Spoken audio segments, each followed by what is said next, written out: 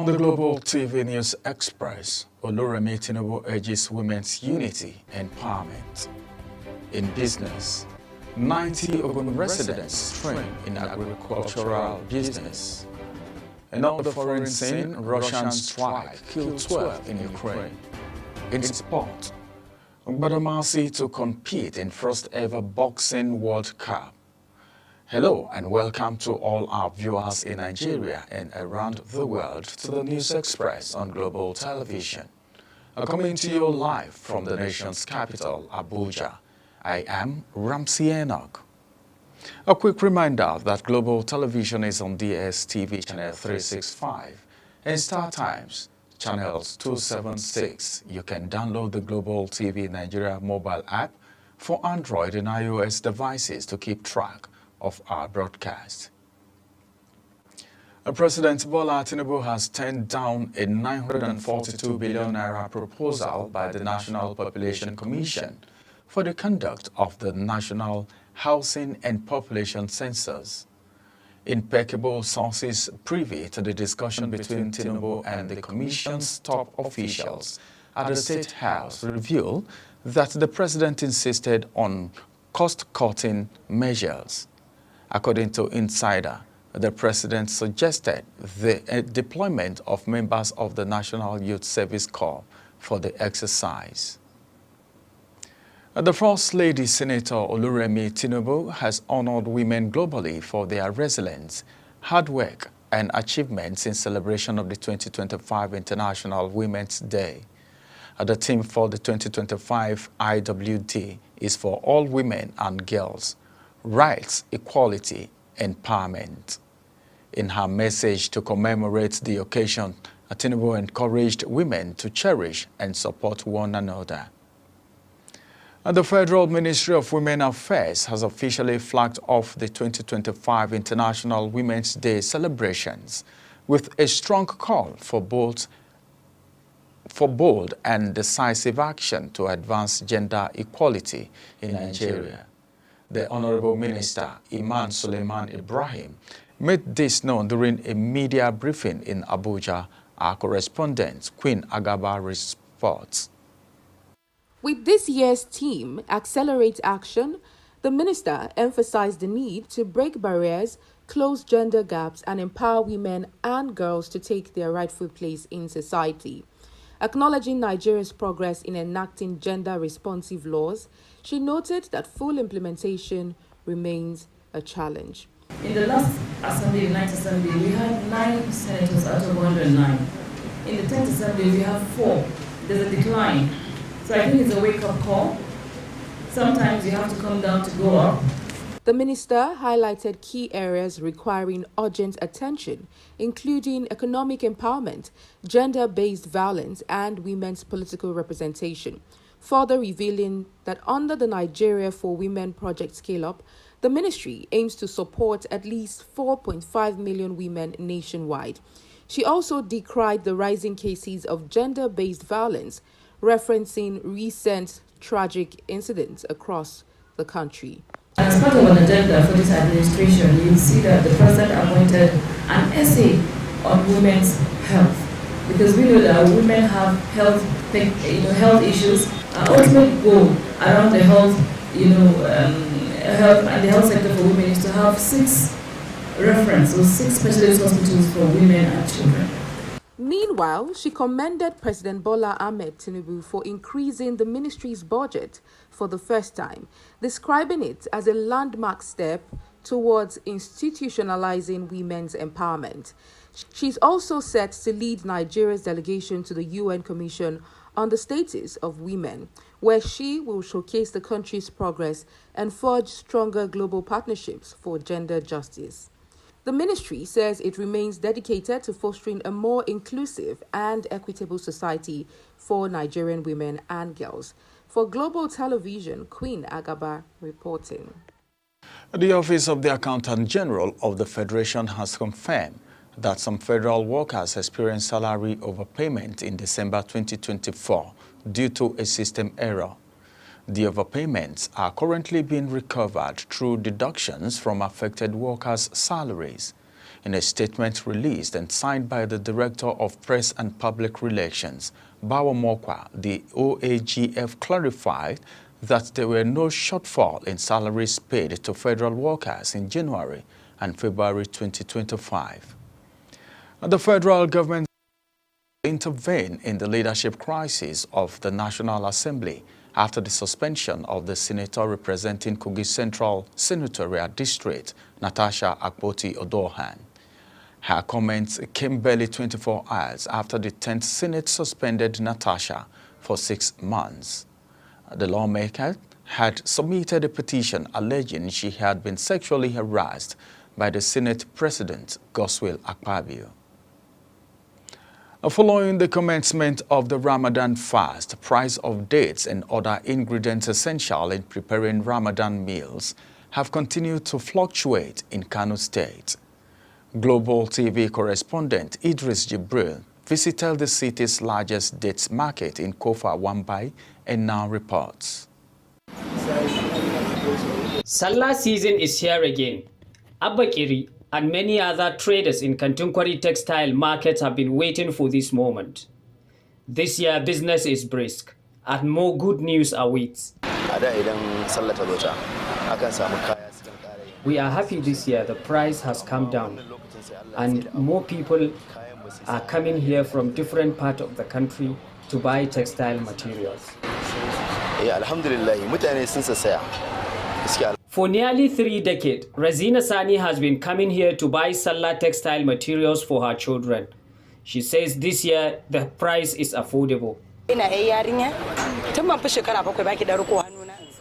I have been coming to Kwari since when I was 7 years old. I can tell you that this year is different. Textile materials are not expensive like before.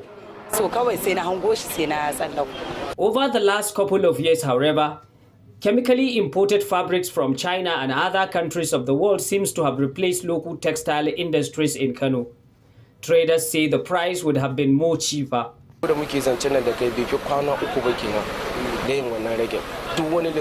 Assuming our local textile industries are operating, no one will dare complain of price increase. But now we have to import from China. Despite these disturbing challenges, people across Nigeria and beyond have continued to troop for their Salah textile materials, largely due to reduction in Nigeria's inflation rate. From Kano, Idris Jibrin reporting for Global Television News. The ancient Kurumi market in Kano is well known as the place to find merchants of Chabai, a tool used by the Muslim to count supplications, especially during Ramadan. Global TV correspondent Idris Jibrin examined this trade as the demand for chabi increases among Muslims in Kano State.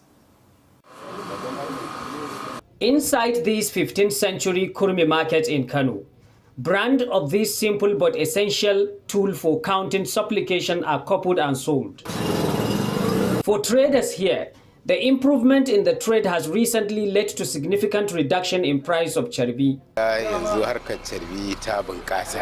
You see, over the years we have been doing the trade of charbi in this market, and there are so many people who are benefiting from this trade. Our children, you can see we have different varieties of charbi in this market, and so many people are benefiting from this trade. They are making a living out of it. As central to spiritual life of Muslims, charbi comes in different forms, from the traditional hand counters to the high-tech digital devices or finger counter.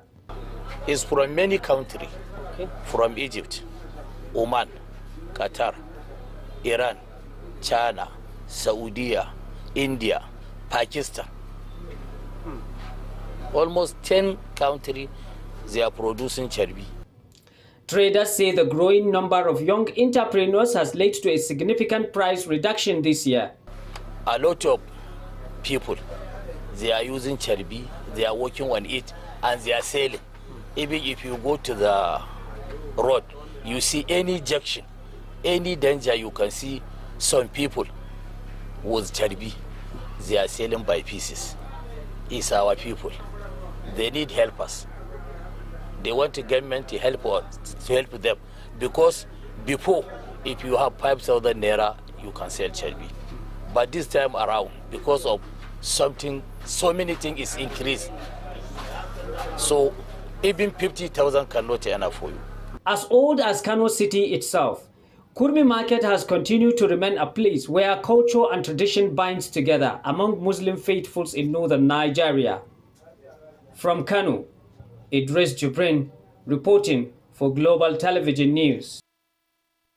The National Broadcasting Commission says no fewer than 262 broadcast violations relating to politics and personality attacks were recorded in Kano State between January and February 2025.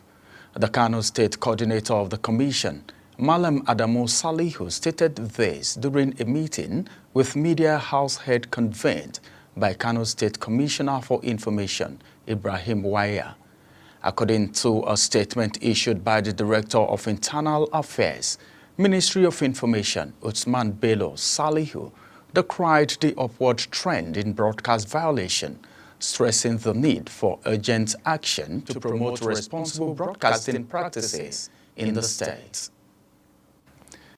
The decision by the four northern states of Kebbi, Katsina, Bauchi and Kano to close schools for the Ramadan period has continued to spark criticism with education stakeholders, raising concern over the impact on students. While the four states shut down schools for 5 weeks, Governor Umar Namadi of Jigawa State reduced the official working hours for civil servants to 6 hours. The Supreme Council for Sharia in Nigeria urged Zamfara, Sokoto, Jigawa, and other states to adopt similar measures. In a statement signed by its Secretary General, Nafiu Baba Ahmed, the council insisted that the governors had full authority to determine school schedules. It said the closure indicates that the government prioritized students' well-being amid extreme heat conditions. The Jigawa State Governor, Umar Namadi, has reaffirmed his administration's plan to partner with the Northern West Development Commission to address poverty and sustain the region's development. The governor made the pledge when he received the leadership of the NWDC led by its chairman, Lawal Abdullahi, on a courtesy call at the government's house, Duse, the Jigawa state capital. According to Namadi, the partnership between the state government and the NWDC is crucial in addressing the developing challenges facing the region. You're watching the live broadcast of News Express. When the News Express returns, 6 died, several hundreds evacuated in Argentina floods. We have those details from the world of foreign, as well as more stories from business and sports segment for you right after this break.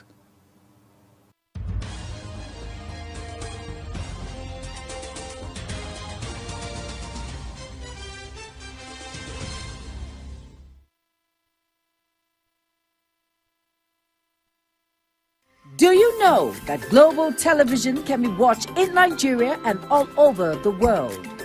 Download the Global TV Nigerian mobile app for Android and iOS devices to watch Global Television real-time from around the world.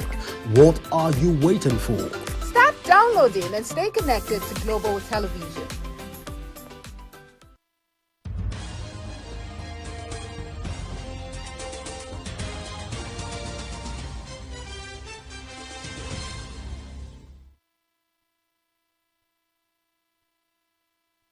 The second part of the news broadcast return with business, where Imo State Command of the Nigerian Security and Civil Defense Corps, that is NSCDC, has reaffirmed its commitment to safeguarding farmers as the new farming season begins.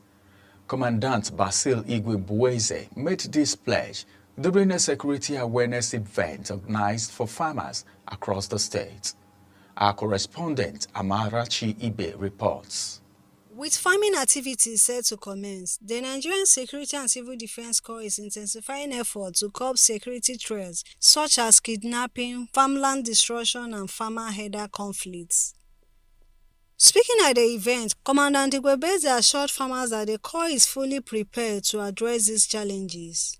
The farmers, in the course of their activities and the engagement of their profession, some of them have been killed in the farms by people that indulge in organ harvesting. Some of them have been kidnapped. Some of them have been attacked by herders with their cattle. Some of them have met one disaster or the other, and we decided that, oh, these people have cried enough. So that is the essence of this ceremony. Some traditional rulers present at the event raised concerns over the increasing threat to farmers. They urged the Nigerian Security and Civil Defense Corps to strengthen its security measures to ensure safer farming communities. This is the menace that the local people are, the women, they are demonstrating and crying every day. So if you can do this for us, I think we shall be eternally thankful to you people. And they discovered the farm we had, over 100 hectares planted, were ravaged by herdsmen. Meanwhile, the Nigerian Security and Civil Defense Corps commandant also issued a stern warning against pipeline vandalism, emphasizing that the Corps will not tolerate any act of sabotage against critical national infrastructure. It is no longer business as usual. So I urge the citizens, the residents, to avail the Corps of actionable intelligence on the activities of these vandals or illegal oil dealers, so that the full weight of the law will be shifted to apprehending them and then making them to bear the brunt of their illegality. With this assurance, farmers in Imo State can look forward to a safer planting season. The Nigerian Security and Civil Defense Corps says it will continue to collaborate with stakeholders to protect lives and properties across the state. In Owerri, Amarachi Ibe reports. China says it will slap tariff on Canadian products, including rapeseed oil and pork, after a Beijing probe into levies imposed by Ottawa on Chinese goods last year. Beijing's Commerce Ministry said it will hit imported rapeseed oil, oil cake, and peas from Canada with a 100% tariff. Aquatic products and pork will face a 25% levy. Beijing says the measures will come into effect on March 20. The Managing Director and Chief Executive Officer of Ogun-Osun River Basin Development Authority, Dr. Adedeji Ashiru, reiterated federal government's commitment to enhancing food security and boosting agricultural business in the country. Ashiru revealed that the agency had procured 25 tractors to support mechanized agriculture and plans to construct 83 additional infrastructures, develop small-scale irrigation schemes, and implement water-smart irrigation systems in 2025. He reiterated President Bola Tinubu's commitment to tackling hunger and ensuring food sufficiency in the country. And on the foreign scene, the Ukraine's country emergency service says Russian strikes overnight has killed at least 12 people in eastern Ukraine as of Saturday morning. Days ahead of talks in Saudi Arabia between U.S. and Ukrainian negotiators aimed at a truce. A Russian assault hit the center of Dalfolia in Ukraine's Donetsk region separately. The Kyiv region military head Olev Dagrov says one person was killed in a drone attack and 7 others wounded early Saturday in the city of Bogokyiv. 6 people died and hundreds were evacuated at the Argentine port city of Bahia Blanca on torrential rain-flooded homes and hospitals. The railroads enforced authorities to cut power. 8 hours of non-stop rain left the city of 350,000 people largely underwater and forced authorities to evacuate the Jos Penal Hospital. Images showed medical personnel evacuating people and babies from the hospital's neonatal unit, and the ARI was deployed to assist in rescue efforts. And now in sports, Mansour Lawal, the elder brother of Abubakar Lawal, the Nigerian player who tragically died in Uganda last month, has pledged with the Nigerian government and Ugandan authorities to investigate the player's death for the sake of justice. Lawal's death was announced by his football club and the Ugandan police, with initial reports suggesting he died in a motorcycle accident, before the police said in a statement that he allegedly fell from the balcony of a shop mall in Kampala. The Ugandan capital, we are visiting a Tanzanian friend.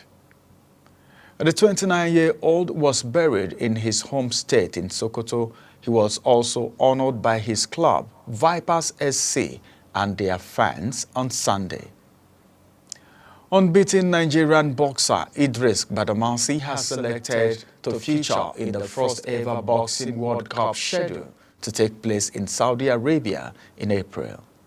The knockout specialist, who holds a perfect professional record of 7-0-0 with 6 knockouts, will represent Nigeria at the WBC Riyadh Season Boxing Grand Prix, a tournament designed to discover and showcase the next generation of boxing superstars. The competition will feature 128 athletes from 41 participating countries, with 32 boxers competing in each of the 4 weight divisions: featherweight, super lightweight, middleweight, and heavyweight. And as we end the Global TV News Express, let's take a look at our top stories. The First Lady, Senator Oluremi Tinubu, has honored women globally for their resilience, hard work, and achievements in celebration of the 2025 International Women's Day. And now in business, the Managing Director and Chief Executive Officer of Ogun Osun River Basin Development Authority, Dr. Adedeji Ashiru, reiterated the federal government's commitment to enhancing food security and boosting agricultural business in the country. On the foreign scene, the Ukraine country's emergency service says Russian strikes overnight had killed at least 12 people in eastern Ukraine as of Saturday morning, days ahead of talks in Saudi Arabia between U.S. and Ukrainian negotiators aimed at a truce. In sport, unbeaten Nigerian boxer Idris Badamasi has been selected to feature in the first-ever Boxing World Cup scheduled to take place in Saudi Arabia in April. That's it on News Express. A quick reminder that Global TV is on DSTV channel 365, on Star Times channel 276, and free-to-air on Nicomsat. Kindly follow us across all social media platforms now showing on your screen using @Global TV NG. You can download the Global TV Nigerian app for Android and iOS devices to keep track of our broadcast. I am Ramsey Enoch. Thank you for watching.